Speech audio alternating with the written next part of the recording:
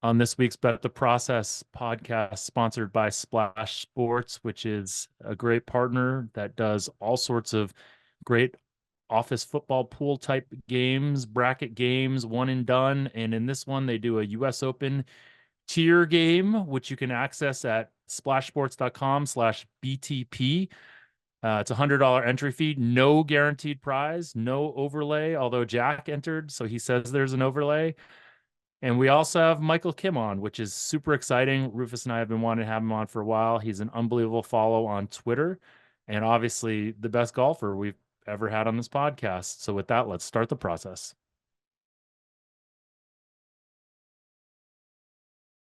Welcome to another episode of the Bet the Process podcast. It's the US Open episode, and we have a very special guest on today, Michael Kim. I think we're very excited to have him on. In addition, this podcast is sponsored by Splash Sports. If you guys want to play our US Open contest, it is splashsports.com/BTP. And Rufus and I are actually going to fill out my entry, and I may enter more than once, but we're going to fill out my entry because Rufus can't enter because he's in New York, unfortunately, sadly. But we're going to fill this out together. Are we Yeah, but pooling whatever we win together?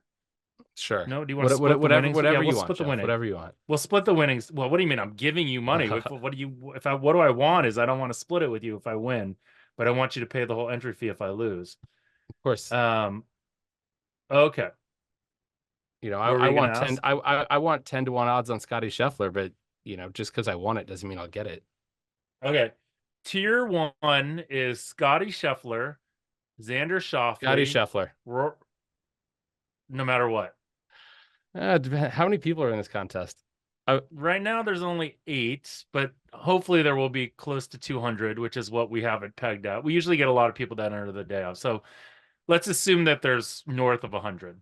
Yeah, I mean, Scotty Scheffler's the chalk and clearly the best player in the group. The question is how much you didn't even hear who else was available. What if I told you that Tiger Woods in his prime is available? Okay. But if you're not taking Scheffler, you're either taking Schauffele or McIlroy. Okay. I guess you can make. All right, we'll take Scheffler there. We'll take Scheffler there. Okay.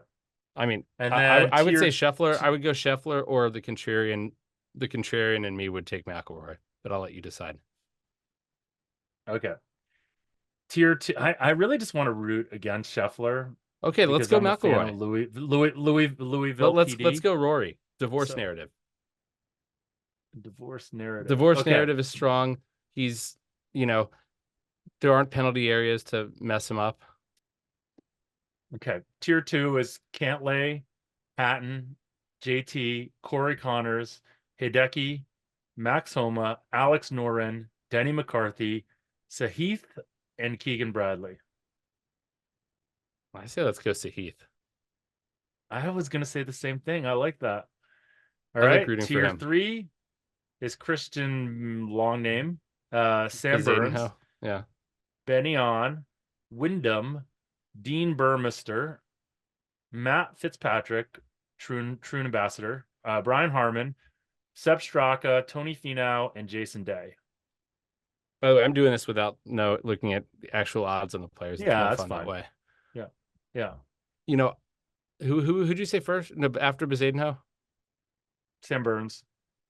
And after that was someone that was intriguing to me. Benny On. Yeah. Wyndham. I like Benny On. Dean Burmester. I kind of like Benny On. I like Burmester too, right, but Benny. I mean, Burmester's like Benny On has much better odds of winning than Burmester. I just yeah. Tom Hoagie, Lucas Glover, Harris English, my boy Tom Kim, Cam Smith, Billy Horschel, Sungjae Im, Adam Scott, Siwoo Kim, Jordan Spieth, Minwoo Lee. Wow, Cam Smith is this far back, huh?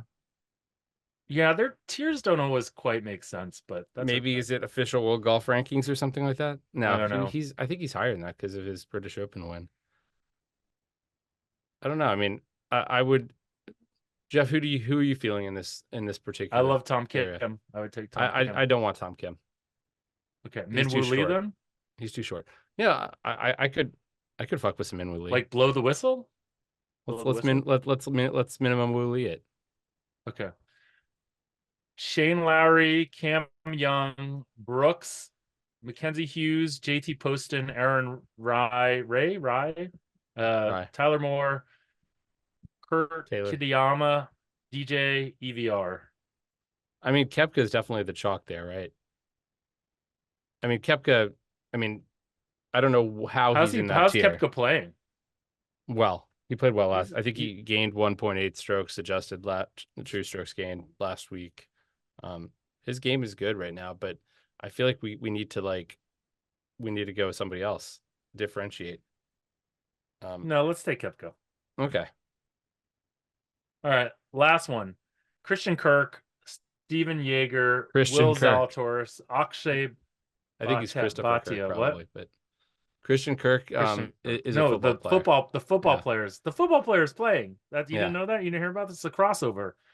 Thomas Dietrich, Bo Hostler, Taylor Pendrith, Austin Eckroat, Sergio Garcia, Justin Rose, Adam Hadwin, Davis Thompson, what is T Thompson's first name? Davis, you got it right. Yeah, Adam Shank, Adam Moronk, Mark Hubbard, Ricky Adrian Fowler, Moronk.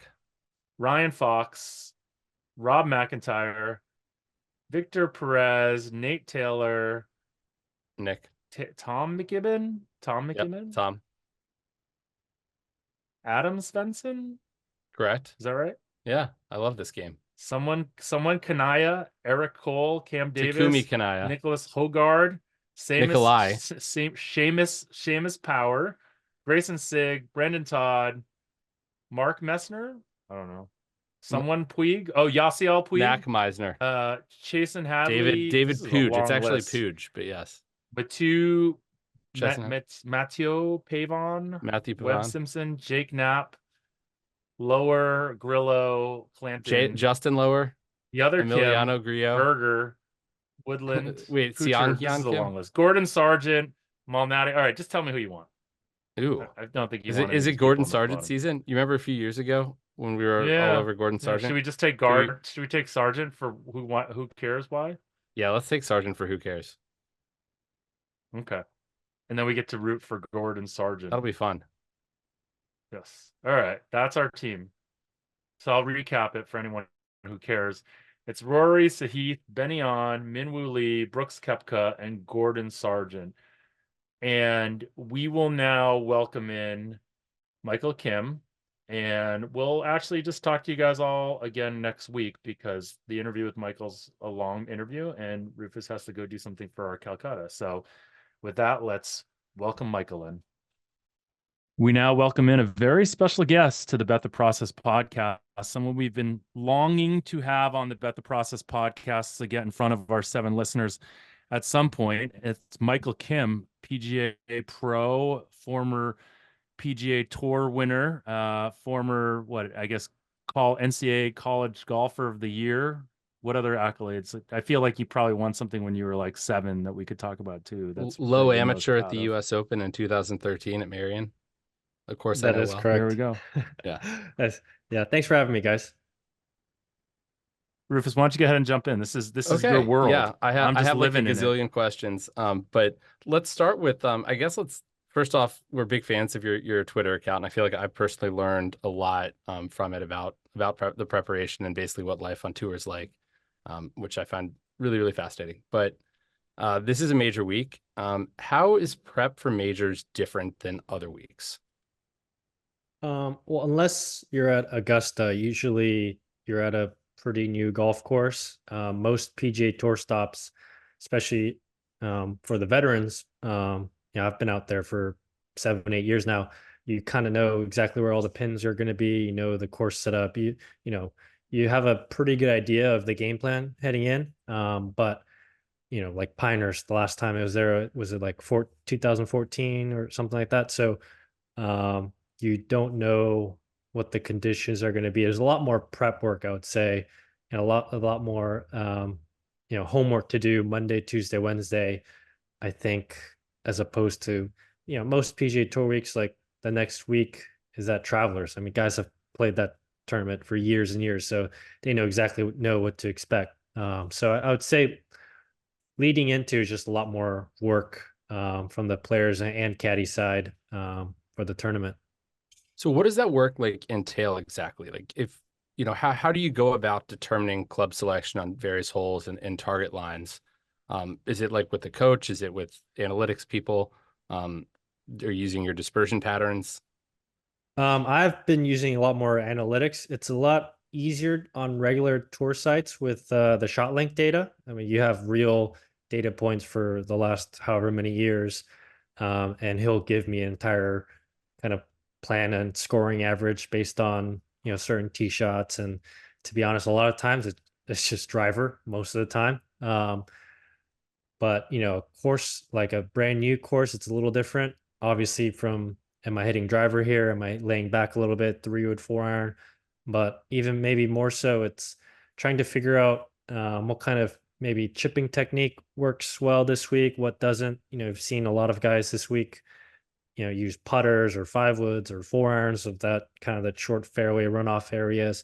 Just trying to figure out what club I'm going to use, what kind of technique I'm going to use. How's the rough reacting? Am I getting a lot of flyers from this rough? Am I not? Just sort of, everything in between like that. So you mentioned different clubs around the green this week, and I mean, I've seen videos of Morikawa chipping with the fairway wood and other guys with 4 irons, and so these are like, I mean, how comfortable are you and other golfers playing these sort of more unconventional shots? And is this like an equalizer or a separator? Meaning, is it like an advantage for, let's say, like a Corey Connors who's around the green game isn't great, or does it accentuate the advantage of a guy like Hideki Matsuyama who's really, really great with the short game? That's a great question. It seems like just my personal beliefs that the harder and further away the ball gets, like it just puts more stress on your iron game, I think. And how smart are you able to pick targets and commit to those targets? Yeah, at the end of the day, like if you keep putting yourself in difficult spots, it's just gonna be hard no matter what. Even if you have a really good short game. But Pinehurst, it's a unique challenge because it seems like there's a lot of closely mown areas. So, Martin Keimer, when he won, he wasn't chipping that great. He just putted everything. And that was a big difference. Like for me, if I would be playing, I've never been able to use fairway woods or 4 irons to have that kind of like that chip slash putt type. I've just been more comfortable with a putter, so I would assume I'd be putting just around there everywhere, like Martin did. How much does the fact that they've gone from, I think it was bent grass greens in 2014 to Bermuda now? I mean, putting, or like, how much does that affect your decision to putt off the greens, like in general, not necessarily just for this week? Definitely more like, Bermuda, the more grainier it is. And, if it's bent, it's usually you can kind of get away with hitting it a little behind it, not having the best contact. But as soon as you get that grainy Bermuda, even pros will hit shots where, the ball might go, 3 feet or 5 feet and just kind of roll back right to you. So it's really tricky. It makes club selection that much more important, and probably part of the reason a lot of these guys are using super low lofted clubs to kind of putt their way, because you get much better contact that way.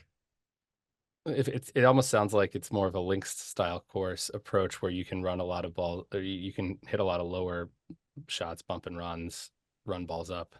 Yeah, exactly. And Bermuda, I think they tend to be firmer in general than bent greens, especially in the heat. They're able to keep it way firmer than bent greens in the summer. So anytime it's that firm, usually just want to kind of keep it on the ground. And it's just, we like predictability. Putters and fairway woods, it's a lot more predictable. So the greens this week are going to be really, really fast. I've seen the videos. Generally, when you're putting super fast greens, is that a different skill? Is it something that you feel more comfortable with or less comfortable with, or do you have to? Because putting is so much feel. How do you kind of adjust for that? It's a good question. There have been times where I feel more comfortable with faster greens. You basically have to be okay with playing a ton of break. And sometimes to some people, to some players, that's really uncomfortable sitting on like a 10 footer and you have to play like a foot out of break and just play the dying speed. That may be why some guys really do well at Augusta and some don't, because just the amount of break that you have to play on those greens. The fastest greens I ever played, I remember, was at Quail Hollow, like my rookie year. I putted it off the green like 4 times in a week and once into the water. So that was a different challenge. But it just depends. I'm sure the guys that played Memorial the week before, like those greens were really fast. So I would assume that they have a decent handle on it. So are there any skills that you think are more important in majors than normal tournaments overall? I mean, the harder the test, I feel like the more important ball striking becomes. Just hitting as many fairways and greens. There's only so much you can do just relying on your short game and putting it at majors, it seems like. Usually they're even longer golf courses, so it puts a bigger stress on your driver and your longer irons. Um, but then, I guess at the British Open, it's not nearly as much, right? You get like the guys like Brian Harmon have a chance and Zach Johnson has a chance. So I guess it just kind of golf course dependent, but for the most part, I'd say, yeah, you have to be a real ball striker. Are you calling Brian Harmon and Zach Johnson not real ball strikers? They're on the shorter Yeah, spectrum of distance for sure. which is surprising, like for a And British height Open. also, the shorter spectrum of That's height. true. So Yes. I mean, because British Opens, you Yeah. think like, I mean, think about like St. Andrews, where it's the fairways are like you could land an airplane on them. But Yeah, a lot of those golf courses are a lot older, so I guess the need to carry bunkers at 330 is just not nearly as much of a deal as like a Quail Hollow, for let's say. okay, so so majors are really interesting to me from sort of a modeling perspective, just because there are players that have sort of overperformed consistently. Like for example, Brooks Koepka in his career has overperformed in majors by over a stroke per round, which is just insane when you think about it. He's like the most extreme example, but there are other players who've overperformed or underperformed as well. What is it that sets some of these guys apart? I mean, I guess the challenge for me is like almost trying to figure out which guys are going to overperform before they do it. But I mean, how much of it is just based on as you said, like the type of golf course that's required, or the type of golf course which makes the skills required, like ball striking, more important versus, or just some guys play tougher courses better versus just maybe not having the same amount of focus during a regular week, which from what Kepka says, that's kind of the narrative. Yeah, I have the personal belief that in golf there's no real like peaking for the majors or anything. You're just trying to be at your top for as long as possible. But Brooks is like the one guy that can say like, no, I actually do peak for the majors. I think for one, I guess both of these you can count as kind of a mentality. For like the first part, the fact that it's a major and the fact that you're playing in a quote bigger event can definitely get into kind of your mental space, and the nerves go up. There's bigger crowds and stuff like that can kind of make you not play to your full potential.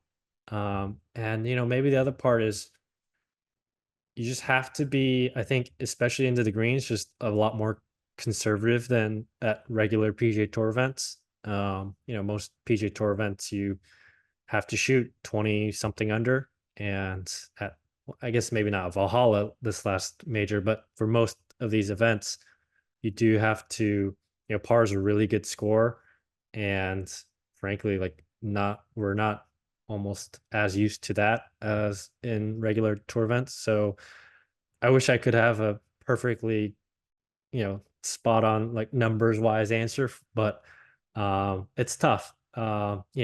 We, like I said, we rarely go to these golf courses. Every few years. If not, it's like a completely new golf course. So from a player's perspective, we don't know what to expect. So it's always a kind of a new interesting test. It sounds like you're saying maybe some players are a little bit too aggressive, right? I mean, if you're used to just taking on every pin and you have to aim away from some pins and be more conservative, I mean, I think maybe it can be harder for some players to actually do that. Yeah, it's surprising with the stats guy that I work with. I the general theme of his notes, especially for me, is I should be pretty aggressive off the tee, and more conservative with my irons. And just greens are really high value, especially maybe 7 iron and longer. From that point on, anything with like a 5 iron is just basically middle of the green. And if you can do that, that's great. So, um, yeah. So you set a tournament record with an 8-shot lead at the John Deere Classic in, was it like 2017, 2018? And you began the round with a 5-stroke lead. And I'm pretty positive I probably bet on you before the last round began at some point. I actually have to go back and see if I actually had a bet on you for that tournament. I'm going to be very curious. But what's it like playing with the lead? And are there guys that, because it feels like there are guys like that certainly have problems I mean, closing. we have the Xander narrative, right? Up until last whatever, the PGA, he was a choker, right? He couldn't play with the lead. So it'd be interesting to hear your perspective on like what it's like to play with the lead. Wait, the whole thing with Xander though is Xander has played very well in round fours when he's been in contention, but when you watch him when he actually has the lead, he's like his speed gets off on his putts. He's leaving putts short. You can tell that. I think that's a pretty telltale sign of nerves. Like, yeah. What is that like? I mean, and how can you practice it? Like, do you play money games? Does that help? I think, well, how to practice, I think, nerves, whether it comes from trying to protect a 5-shot lead or a shot that really scares you, or a hole that you've had trouble with, it all stems from the same thing of your brain trying to kind of protect you and trying to kind of control it. And our brains are really great at are trying to survive, not as much thrive, as my coach Sean would say. And so it's all kind of part of the same issue of you're trying not to just fail, as opposed to you're really going for the shot you want. And it's a lot of the same. But as far as having like a 5-shot lead, I remember I told myself I'm not going to look at a leaderboard. I usually look at leaderboards all the time, but with such a big lead, I didn't want to get as far ahead of myself as possible. And so I just remember not being able to sleep Friday night, Saturday night, because I think I had like a 3-shot lead heading into Saturday. Um, I remember that. Just I was a nervous wreck um, the night of and morning of. I think once I got onto the golf course, once I got to the golf course, it was much better. I knew what I was going to do. I had a routine. But that time I'd be waking up at like 4 a.m. with my like heart racing, and just trying to calm that down before like my 1 o'clock tea time was tough. Um, and that was I don't think I haven't had like a 1-shot lead heading into Sunday yet, so I can't tell you what the difference would be like between that and like a 5-shot lead that I had.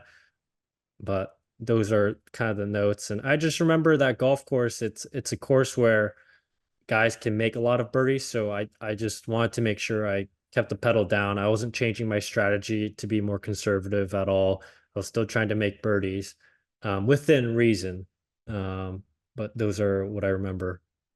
So it's funny to me, like that it's so. I mean, that I guess having that kind of lead really does affect your sleep and all that. Just because I assume you've had so many pressure moments in golf like your whole life. I mean, you've won so many, as I'm sure as a junior and in college and stuff. I mean, you're not a stranger to winning tournaments. I think what made that one different was that year I had been struggling a lot, and that was one of that John Deere's much later in the schedule, and I probably had maybe 4 or 5 more tournaments to get inside the 125 for my card, and so that additional pressure of, this is kind of my chance at not only getting a win but securing my card for next year was also kind of an added stressor, which is part of the reason why I might have been kind of losing sleep over that as well. So the mentality, I mean, you were, I don't know, were you in the final group at the Puerto Rico Open when I you were was, yeah. three back of the lead, and I guess you were one back of the lead in the Zurich Classic in 2018, as well as two back of the lead in third at the Farmers in 2018. Like, is it a very different mentality there? I think so. At the Zurich, it's that's kind of almost a different mentality, just because you have a partner there, and it's a bit of a relief because you have someone you can kind of rely on, but it's also you don't want to let him down as well. So there's always that. As far as Torrey Pines, that's kind of like that's an event that I've been wanting to win ever since I was a kid. Like that's where I grew up. That's where I grew up playing. It's where I kind of grew my dreams of becoming a PJ Tour winner. And you know, if I had one pick of a tour event to win, it's that one 100 times over 100. So that's unique. But coming 2 shots back, 3 shots back, you have a good chance, but it's not nearly as much.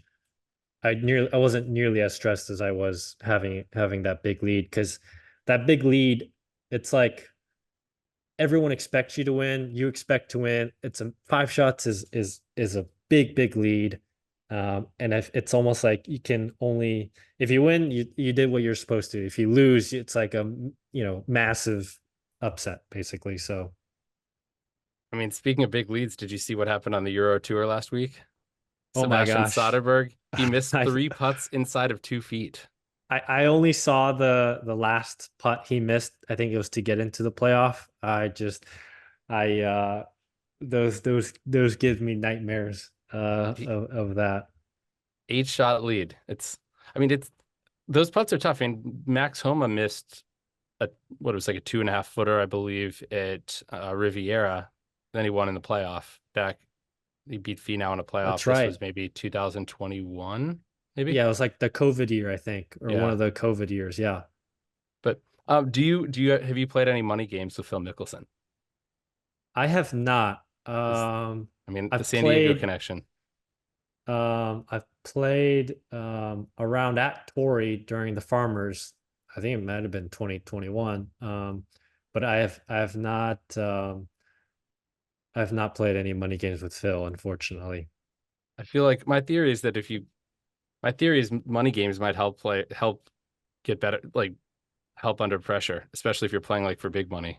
Definitely. It's an awesome way to practice. Well, as long as you're not, playing for too much money, which Phil might be. When you got it, and you have to But know you have to know your odds and make sure you have a plus EV bet.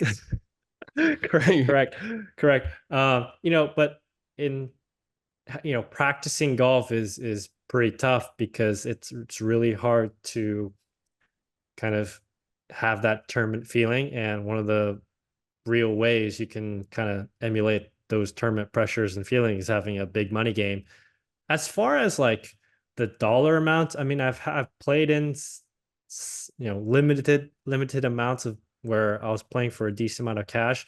It's not a huge deal, I would say. The unless you're playing for a massive amount, maybe it's different. But it's I never thought about like, oh my gosh, I might lose like 3 or 4 grand if I miss this putt. It's more it's as much of I just really want to beat this guy and take the money from him kind of thing. How much? I mean, have That's you like ever? the famous Michael Jordan line, right? Like how much you want to play for, whatever makes you nervous. So Exactly. Have you ever stood over a putt like on the 72nd hole of a tournament and been like, okay, this putt, like, the difference in payout is this putt is worth like $150,000. I've rarely I think about it during, like, if I have the putt or shot. Afterwards, if I did something, they even, when you go sign your scorecard, they have the payout for the week and the FedEx Cup points breakdown. And you take a quick peek, and if you make birdie, you're like, oh, that got me an extra. Oh, it's funny because all those shots, they're worth the same. Like whether you make a 30-footer or miss a 30-footer on Thursday is the same as Sunday. It just makes you think in that way.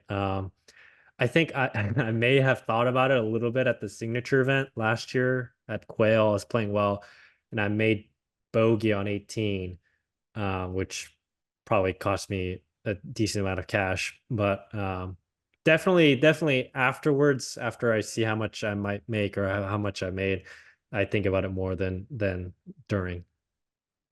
I mean, the similarities with betting I mean, kind of the same thing. I mean, except I don't actually control the the putts that other people are. I mean, for me, like the swing between Xander winning and Bryson was huge. Mhm. But going back to So sort of your career, do you watch, like, do you watch I would assume some are too nervous to watch. yeah, I generally watch. I You mean, you have to we have bets understand every something week, about but Rufus. Rufus is like a non-human. He's like a that's not Vulcan, true. right? That's And not true so at all. he does I have not emotions like the bleed the rest same of way us. we bleed. He does not cry the same way we This is not cry. true. He if he is I'm like just not a degen like Jeff. if he is losing, he'll like go for a hike, so he won't even check the scores, and then the next Oh, day he'll be like, "Oh, I won well, this $700,000. was this That's was the amazing." 2022 Masters because we were like, I thought we were going to lose a $500,000 on it, and so I just didn't watch. I went on a hike and I came back and like Rory had gotten second. We had and we only lost 100,000, so I felt like amazing about that. Like But Was that I'll the watch, Colin? like I'll Go be ahead, watching sorry. like yeah, my the fantasy whole outs. football. I'll be watching like my fantasy football team lose, and I'd be like, I can't watch this anymore, and I'll just turn it off. But I think the thing is, for me, I mean, just like for you. I mean, well, for me, I guess betting on golf is my identity. For you, golfing or is a big part of your identity, I would assume. And so a lot of it is like it's not just money. It's like I like to win. I like to. It's a way. It's a competitive outlet in essence. Yeah, like, I struggled for 2-3 years where I was just missing cut after cut, and there was a time where I was really struggling, and I had, for I've made decent amount of money and I've had success, but when you're missing those cuts, man, it's just like the thing with pro golf, it's like every week is a new week. So you have this new, if you have this new glimmer of hope, no matter how bad the week before went, you're like, all right, this is a new week, and something might click this week, and so you have this rise in hope, and then Thursday, you know and it just crashes down again.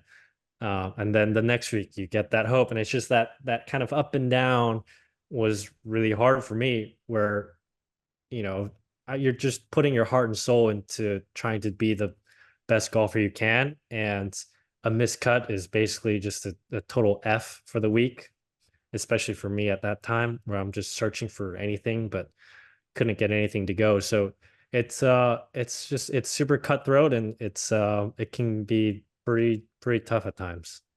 You actually preempted my next question. I was going to say, yeah, the 2019 season, it was 19 out of 20 cuts. And Max Homa went through a similar stretch. Was it about I the same love that you time? needed to bring that exact numbers up, Rufus. Like Well, that's the but part the of you whole, that just don't ever quit that part of you. I Don't ever just, I quit. just He wanted to, I mentioned he just was wanted everyone to struggling. know You that had I'd to bring the prepared. exact statistics Yeah, in. but So the whole point is, I feel like, I mean, so what have you and Max ever talked about that? Those kind of struggles? We've it's weird. He and I have never like directly talked about it, I would say. It's weird how our careers have kind of been on a similar path, where both went to Cal, and we both had our struggles and kind of came back. And he and I were both going through pretty similar things of, he was really struggling with his swing, with his ball striking. And I was the same way. For me personally, I was really struggling with the driver. I went to see a new coach, and funny enough, I win immediately with the coach. And so that made me kind of pursue change even more. Um, and we tried to make real wholesale changes. That didn't work out, so I ended up kind of looking and trying a bunch of different things. All of them, none of them worked, um, and really lost my game, lost my confidence for a good 2 3 years, until about 2 years ago, I went and saw Sean Foley, and then and it started getting much better from that point on. But I went away from how I swung as a kid, and my coach Sean thinks, that's kind of your swing DNA of how you swing through puberty is kind of how you can make, improvements, but you don't want to make drastic changes, and that's what I did, and really struggled. So we kind of went back, looked at we looked at, my swings when I was playing really good in college, and see how we can improve from there. And that is kind of how I got out of the hole. So let's say you went through, let's say you go through another stretch where you're struggling. Is this, was that stretch? I mean, what have you learned from it? I'm guessing, I mean, just. So in golf, in the golf swing, like, it's weird because there's no real answers. I feel like there's no perfect model where it's a one size fit all. A guy like Dustin Johnson and Victor Hovland swing so differently than Tiger, or maybe some of the older school guys. So um, it's sorry, what was the question again? Oh, I Sorry. mean, you basically had already answered it, I think, talking about how you had you I learned remember. that you have your own swing, and in Right, essence, right. like, yeah, I if only and Tiger had learned that lesson, right? um so in golf you have like all these, it's like you have all these doors, you have all these options, and it took me, I guess I just kept knocking on each door, and each one, it took me a long time for me to find which doors worked and which don't. So I feel like now I have a much better handle on the things that really work for me, and especially, and more importantly, the things that I really need to stay away from. So if I ever go through, similar struggles, I feel like I would have a much better understanding of where not to go and where to go. I When think you that's a good segue to your question, Rufus, of like, if you could go back 8 years, what would you change based on what you know now? I think, well, I guess for one, I would go see Sean pretty much sooner. But at the same time, I almost have this belief that, things kind of work out in a way where there's a natural time of progression. Like, Sean, I think, have changed the way he has coached, and kind of some of his philosophies along his coaching career. So we might not have had the nice blend of success and change. We might have gone to a slightly different swing change, if I had gone see him earlier. At the very least, I wish I would have started working out a bit more, done some more speed training a little earlier. I who knows if I after if in 2019 when I was really struggling, I went to see Sean. Who knows had if I would have been able to come back like I did in 2022 or 23. So that's kind of how I've decided to look at it. I mean, I don't think you learn that much when things are going well. You learn a lot more through adversity. But Hmm. how much do you like, how data focused are you in terms of like, do you I watched or listened to Phil Mickelson talking about something about his approach game in irons, and being able to hit a 9 iron, his stock shot's 145, and he practices to make sure he knows he hits this, it's going to be 145 at certain conditions. But are you able to sort of like quantify your dispersion patterns, or like, and be able to say, okay, like to be able to sort of track your progress? Like I just even on just on the range to be able to say, okay, my, this shot should go this distance, and or from my target. Not on like a weekly scale. I would say like every maybe like 2 months, I'll have my stats guy say, what am I, especially my iron game with the driver. It's pretty easy. Like I know when it's going well, when it's going bad, but with irons, it's such a wide spectrum of, from shots from like 100 yards to all the way to 225, where I need a little more specificity, specifics. So, I'll ask him like, hey, like where am I struggling the last couple months? Is it, a certain range? Is it like a certain pin, like left pins or right pins, and stuff like that? And that has helped me a lot, just practice. And also, at an off season, especially, we have more data to work with. And so I remember, so I predominantly play a draw. So which Oh, I you would know. think, which I got the TrackMan data.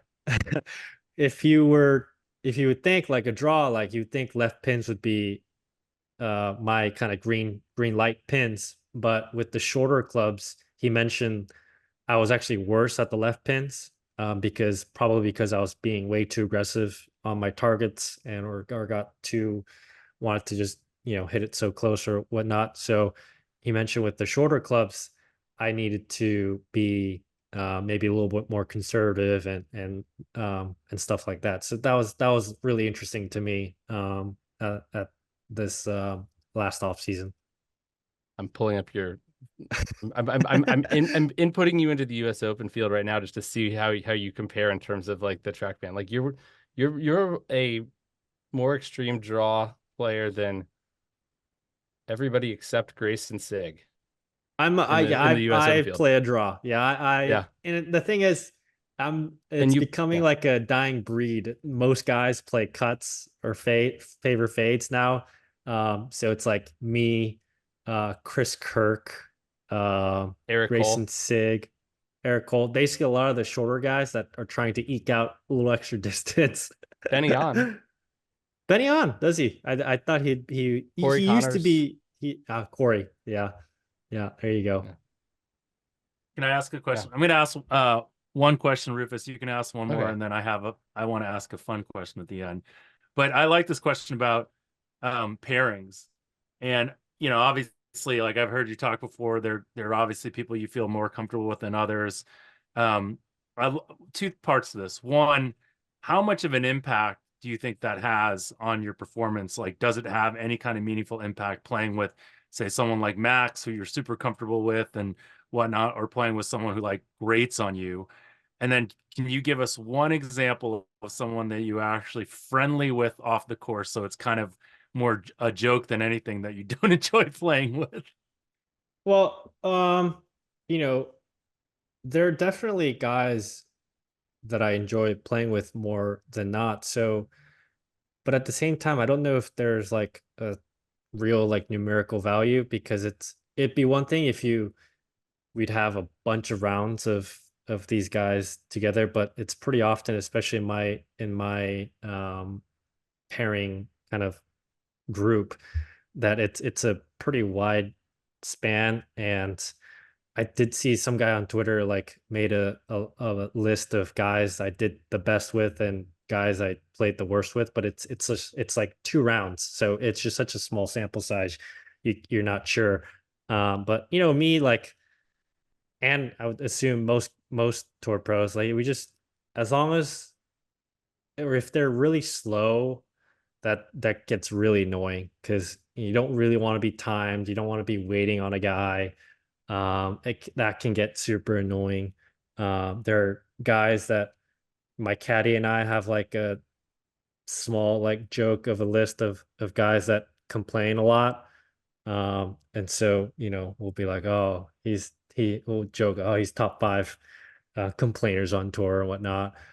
But then like, playing with a friend, I feel like it really benefits in if you're both in contention, because you can kind of talk to him, and you're much more in a, you can kind of lessen the stress between shots here and there, can get into a bit more of a calmer mood. So Quail Hollow last year when I played with Max in the final round, and I ended up playing pretty well. Like, having that was one of the first signature events that I played, and I was playing well. So that was a I feel like it was a benefit playing with him as opposed to some guy I really didn't like.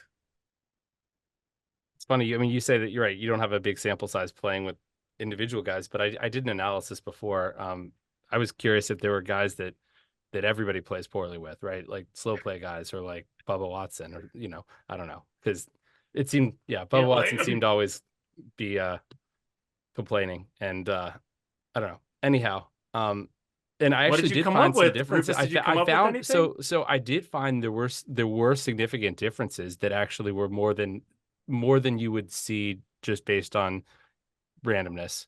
But what was interesting is they didn't actually predict out of sample well. So just because basically if you used, like, let's say 2008 to 2013, and okay, you see significant differences, but testing that on 2014 didn't actually show much. So I think there's some non-stationarity to it, or like it's almost like trying to predict guys that are going to perform well under pressure. It's like so people eventually learn to shut their mouths and play faster. Yeah. Or it's like once you have enough data to say that like Tony Finau is not a clutch player, then he wins 2 weeks in a row and he figures it out, right? That's kind of it seems to be how it goes.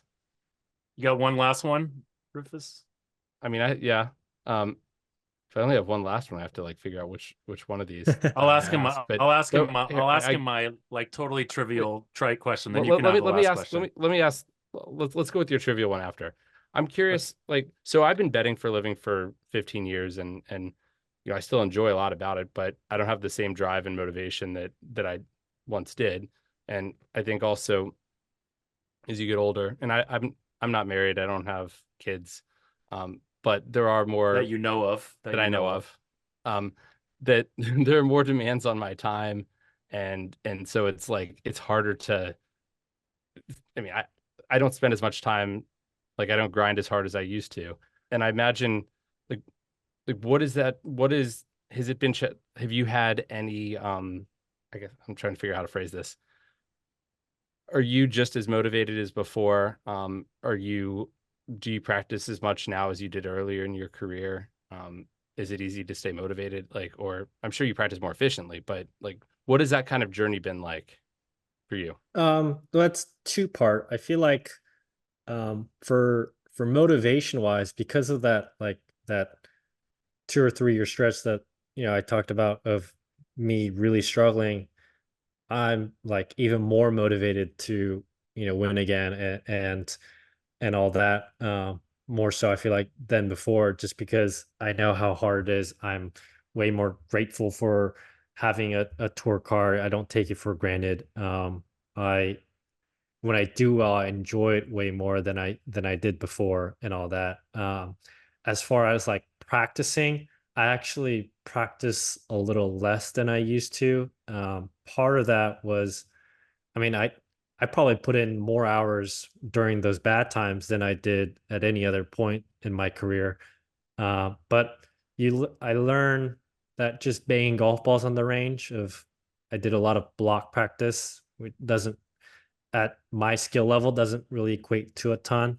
And I like to think I'm a little bit more efficient with my time. I kind of know what I'm going to do when I get to the golf course to practice. And I hope I'm more efficient with my time, which I think I am now. But as far as like motivation, like I used to, I now marvel way more at the old veteran guys that have doing this for such a long time. Like Stuart Sink made his 500th cut in his career, which is like an astronomical number for me. Like I can't imagine playing that good for that long. And when I go see Sean in Florida, Steve Stricker practices at the same club Sean will teach, and that guy is still grinding. Like that guy is hitting wedges for like hours and hours. And like he has nothing to prove. He's 52, 3 years old on the Champions Tour, but he's just still grinding. It's pretty like admirable and cool to see. I mean, Bernhard Longer tore his Achilles like a month ago, and he's already back. So it's pretty awesome to see. Like, I don't have kids yet. I'm not married, or anything like that. So for now, motivation's still really high. And there's still a lot of cool different things that I would like to achieve in golf. All right, here's my really trite okay. self-promoting question, which is, so I work for Troon. We run the Silverado course. The North course I know has a special near and dear place in your heart because of the transformative role that it played in sort of your career at some level, right? Like, what is your favorite hole on that course? Favorite hole on that course. So it's funny, Silverado, I have a lot of like really good memories of when I finished third there. And I have a lot of like really bad memories because there's a couple that was like real low points in my career. Um, let me see. Can I tell you? I can tell you all the holes I dislike on that golf course. I bet you just But like 8 a lot. Although 8, you probably, because no, if you play the eight's draw, fine. Um, let's see. 9, 10, 11. I would say, um, yeah, I think 9. I actually really like 9. I like the design of that hole. Um, the look of the hole makes you want to cut off more off the dog leg to the left, but it's like a massive carry, and you always catch trees. And the green itself it's a pretty, you have to be pretty specific to where you hit it, depending on the pin. I like 9. Um, that's a birdie hole though for you, right? it Most of is, the it time, is. It's I a would par assume five. it's a It's a par reachable 5, par yeah. five. Yeah, it's a Yeah. reachable par five. Yeah, I would say I think nine is my favorite hole there. Yeah, and 17. I really like 17. It's a short par four, another birdie hole. Um, there I really like it because if you kind of hit to the if you the angle is really important there, with the tee shot. Because if you hit it kind of on the left side, you can be blocked off by the trees. It's not a good hole when they move if they move it up and it's reachable. I think it's kind of stupid, but from the back tee, I those two holes come to mind. It's funny when I was listening to that, playing Silverado as much as I have, when I was listening to the podcast about you trying to play cut there, I was like, all those holes play so well for Can I draws, right? so There's so many of those holes. quick story on so the year I did really well, I finished third, 2016, no, 2017 maybe. Final round, I'm playing with Paul Casey, and I'm sorry, but I forget whoever the other guy was. I'm sorry, but so Paul Casey and I are tied on 18, heading to the last hole, and it rained a ton that week, so it was soft. We're playing the ball up. We I think we both hit the fairway, and Patton Kazire was up 2 at that point. So, but it wasn't, normally it's reachable when it's firm, but it was so soft no one could get close in 2. But we both lay up. I hit my third shot to like 15 feet right or something on the first cut, and Paul Casey, I to this day I'm not sure if he scolded or just got a completely wrong number. He hits the shot from 110 yards, and it's flying the green.